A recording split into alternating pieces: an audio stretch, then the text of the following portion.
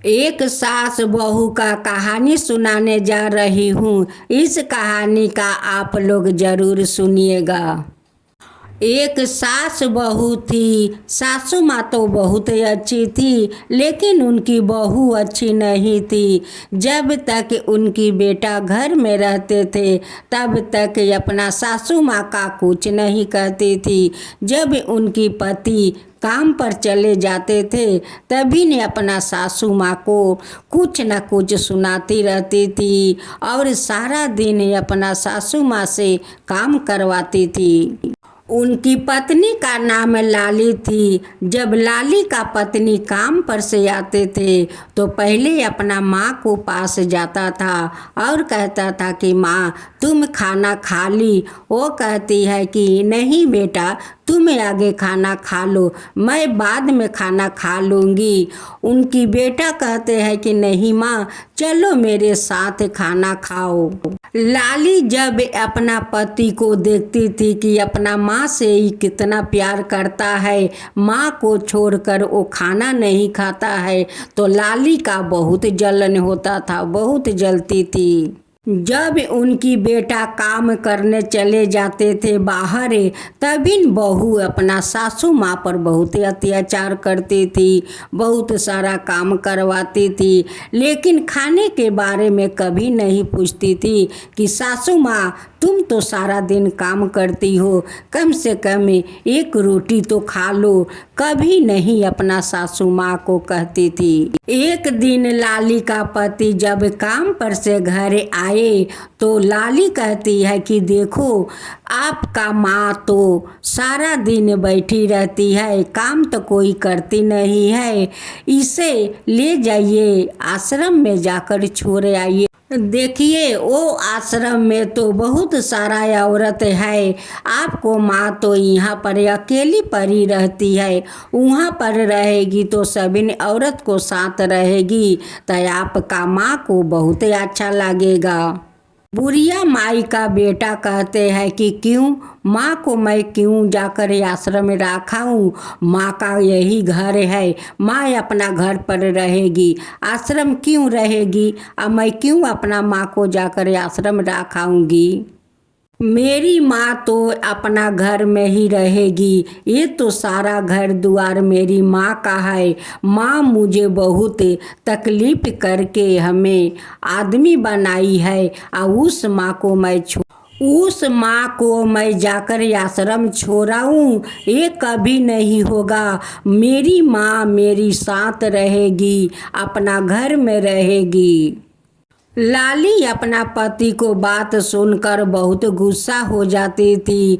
वो कहती है कि ठीक है, आज तुम अपना माँ को आश्रम नहीं जाकर छोड़ाओगे, एक दिन तुम जरूर अपना माँ को आश्रम ले जाओगे।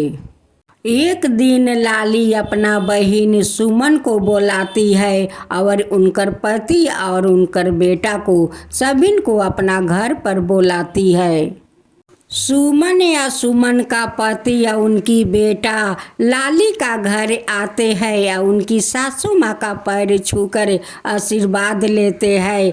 लाली को तो जलन हो जाता है कि देखो ना, इस बुढ़िया हमारा बहन और हमारा बहन को पति से कैसे कैसे पैर छुआती है, इनकी तो शर्म नहीं आते है। एक दिन लाली का सासू माँ का चश्मा हाथ से छूट कर नीचे गिर जाता है और एक फ्रेम टूट जाता है। वो अपना बहू से कहती है कि बहू देखो, मेरी चश्मा को तो फ्रेम टूट गया और चश्मा बगैर तो मैं देख नहीं सकती हूँ। वो कहती है कि ठीक है दो, जब तुम्हारा बेटा का तनख्वाह मिल जाएगा तो मैं चश्मा ठीक करवा दूँगी। उस चश्मा को ले जाकर एक डायरी में फेंक देती है। एक दिन लाली खाट पर बैठे हुए अपना सासू माँ से कहती है कि सासू माँ एक गिलास मुझे पानी लाओ। सासू माँ जाती है पानी ले आने के लिए। टेबल से जैसे गिलास हाथ में लेती है वैसे गिलास हाथ में से छूटकर नीचे गिरकर टूट जाता है। अब तो लाली अपना सासू माँ पर बहुत चिल्लाने लगी कि तुम अंधी हो, तुम्हारा आँख से नहीं दिखता है, गिलास मेरा तोड़ दी, इतना दाम का गिलास तुम जानती हो इस गिलास को मेरी माँ दी थी अपना नाती को दूध पीने के लिए, ये गिलास आज तुम तोड़ दिया। जब लाली का पति काम पर से घर आते हैं, लाली अपना पति पर चिल्लाने लगती है कि देखो तुम्हारा माँ मेरा गिलास तोड़ दिया, मेरी माँ दी थी अपना नाती को दूध पीने के लिए, वो भी तुम्हारा माँ तोड़ देती है, कभी गिलास तोड़ती है, कभी थाल तोड़ती है, कुछ न कुछ नुकसान पहुँचाते रहती है, तुम क्यों नहीं अपना माँ को आश्रम छोड़ाते हो। सूरज सुमन और सुमन को पति से कहते हैं कि क्या करूं मोहन, मैं तो बहुत परेशान हूं, बहुत परेशान। जब मैं काम पर से आती हूं तो यही सोच कर आती हूं कि घर पर जाकर शांति से 2 रोटी खाऊंगी और माँ से बात करूंगी, अपना पत्नी से 2 बात करूंगी। बात तो दूर का बात है, 2 रोटी मैं शांति से नहीं खा पा रही हूँ, मैं तो बहुत परेशान हूँ, इस लाली से बहुत परेशान हो गई हूँ। वो बार बार कहती है कि जाओ अपना माँ को आश्रम दिया वो, जाओ अपना माँ को आश्रम दिया वो। मेरी माँ से कौन परेशानी है, मुझे तो कुछ समझ में नहीं आता है कि मेरी माँ से कौन परेशानी है। वो बार बार कहती है कि जाओ आश्रम छोड़ाओ, जाओ आश्रम छोड़ाओ। सूरज का माँ कहती है कि बेटा कुछ मुझे मर मिठाई आन दो, मैं मंदिर जाना चाहती हूँ, मैं मंदिर जाऊँगी। वो कहती है कि बाप रे तू कितना मंदिर जाती है, तू कितना भगवान को मानती है, बार बार मंदिर जाती है, बार बार मंदिर जाती है, बार बार फरमाती रहती है कि मर मिठाई आन दो तो वो आन दो, वो आन दो। सूरज कहता है कि मेरी माँ मंदिर जाना चाहती है तो इसमें तुम्हारा कौन असुविधा होता है, कोई परेशानी है, कोई असुविधा है, मैं अपना माँ को मिठाई लाकर दूंगी, मेरी माँ मंदिर जाएगी। सूरज के माँ मंदिर जाने के लिए ताला में मिठाई और फूल लेकर निकल जाती है। उनकी तो आँख से तो धुंधला धुंधला दिखता है। एक औरत रास्ते में जा रही थी, उस औरत को कहती है कि बेटी थोड़ा मुझे ले चल, देखे आँख से तो कम देखती हूँ। उस औरत उस बूढ़ी माई का हाथ पकड़कर मंदिर तक ले जाती है। वहाँ पर जाकर भगवान को दर्शन करती है, फिर दर्शन करके उस औरत को साथ आती है। उस औरत बूढ़ी माई को हाथ पकड़ कर ले आती है और उनकी दरवाजे तक छोड़कर चली जाती है।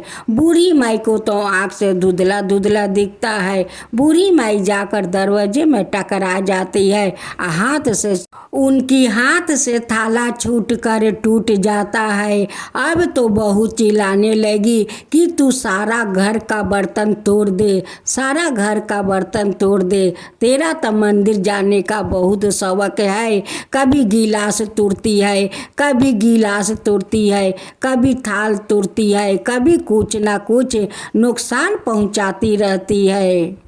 मोहन सूरज से कहता है कि देखो मोहन, जब लाली कहती है कि अपना माँ को आश्रम छोड़ाओ, आश्रम छोड़ाओ, तो एक ही तरीका है, तुम उनकी बात मान लो और लाली से कहना कि लाली माँ को जितना कपड़ा है एक बैग में ढुका दो, चलो हम लोग माँ को छोड़ाते हैं आश्रम में। इस बात को सुनकर तो लाली बहुत खुश हो जाती है, अपना सासू माँ का कपड़ा सारा एक बैग में ढुकाती है। बहुत खुश होकर अपना सासू माँ का कपड़ा बैग में ढुका देती है और कहती है कि सारा माँ जी को कपड़ा मैं बैग में ढुका दिया।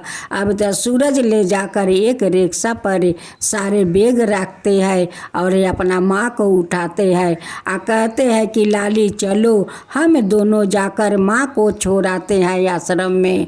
वो कहती है कि ठीक है, माँ को आश्रम छोड़ने के लिए मैं भी चलूँगी। उस रिक्शे पर सूरज, लाली या उनकी माँ तीनों रिक्शे पर जाते हैं। वो आश्रम जाने के लिए तो रवाना हो गया। जाते जाते वो तो बहुत खुश है, बहुत लाली खुश थी कि ये अब घर से मेरे काल जा रही है। आश्रम का पास वो लोग पहुंच जाता है। लाली कहती है कि हम लोग आश्रम पहुंच गए। उनके पति सूरज कहते हैं कि हाँ, हम लोग तो पहुंच गए। अब तो उनकी सासू माँ बैग हाथ में लेती है। बहू कहती है कि माँ जी आप बैग मत लीजिए, मैं बैग अंदर तक ले चलती हूँ।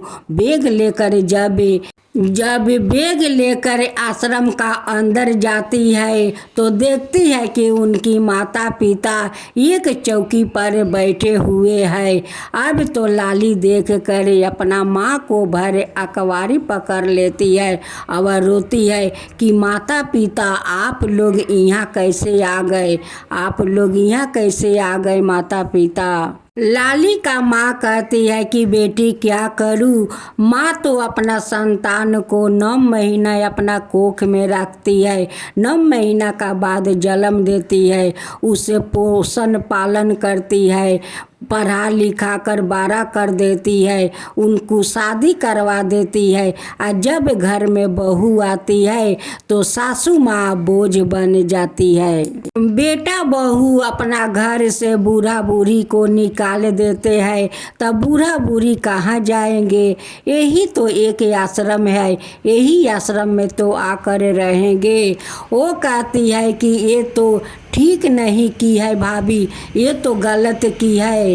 अब तो लाली कहती है कि मैं जाकर भैया भाभी से पूछूंगी कि मेरे माता पिता को घर से क्यों निकाला। अब तो लाली अपना महके जाती है, जाकर अपना भाभी से कहती है कि भाभी आप ठीक नहीं किया, भाभी आप ठीक नहीं किया। आपको हिम्मत कहाँ से आया कि मेरे माता पिता को तुम घर से निकाल दिया। आज मेरी माता पिता जाकर उस आश्रम में रहते हैं। कहती है कि मेरे माता पिता तुमसे ऐसा ज़्यादा क्या मांग ली कि तुम लोग मेरी माता पिता को घर से निकाल दिया।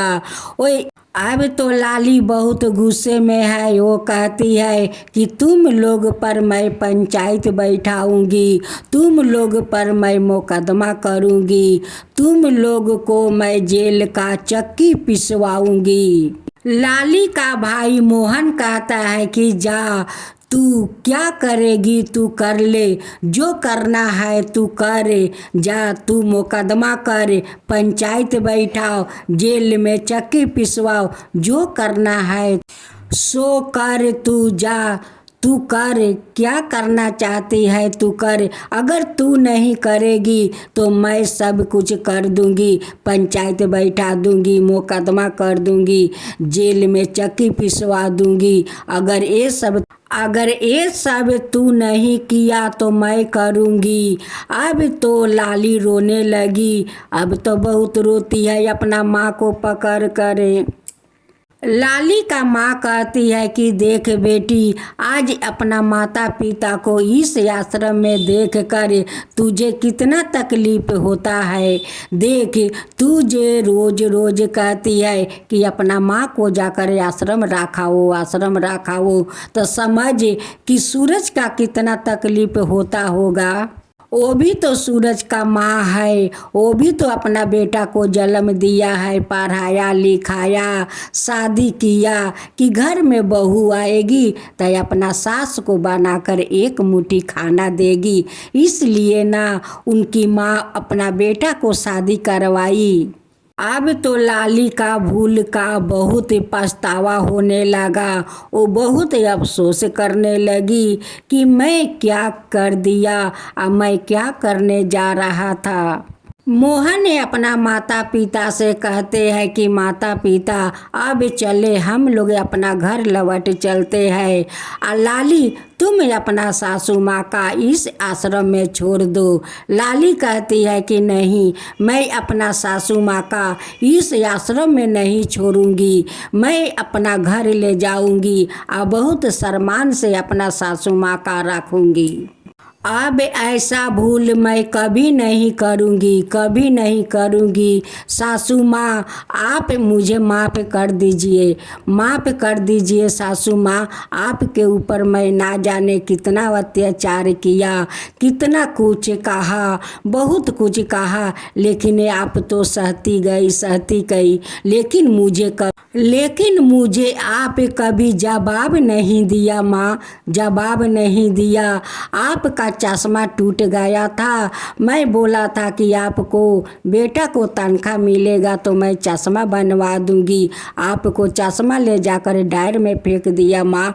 कभी आपका बेटा को नहीं बोला कि आपका माँ मुझे चश्मा दी है बनवाने के लिए। माँ इसके लिए आप मुझे माफ़ कर दीजिए माँ।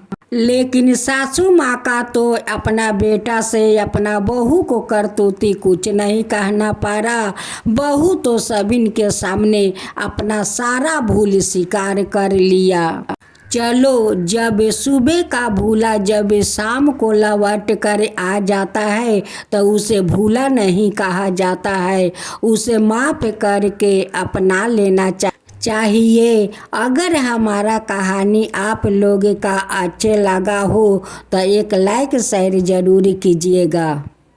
एक बेटी जब शादी करके दूसरा घर में जाती है, अपना माता पिता भाई भाभी बहन को सबको छोड़ कर जाती है, तो उस घर में तो माता पिता भाई भाभी बहन सब कोई मिल जाते हैं। उनके साथ खुशी से रहना चाहिए, उनके साथ खुशियाँ बांटना चाहिए। कभी उनको बोझ नहीं मानना चाहिए कि ये बूढ़ा बूढ़ी हो गए हैं तो ये बोझ है, ये गलत बात है। कभी सास ससुर का बोझ नहीं मानना चाहिए, वो तो भगवान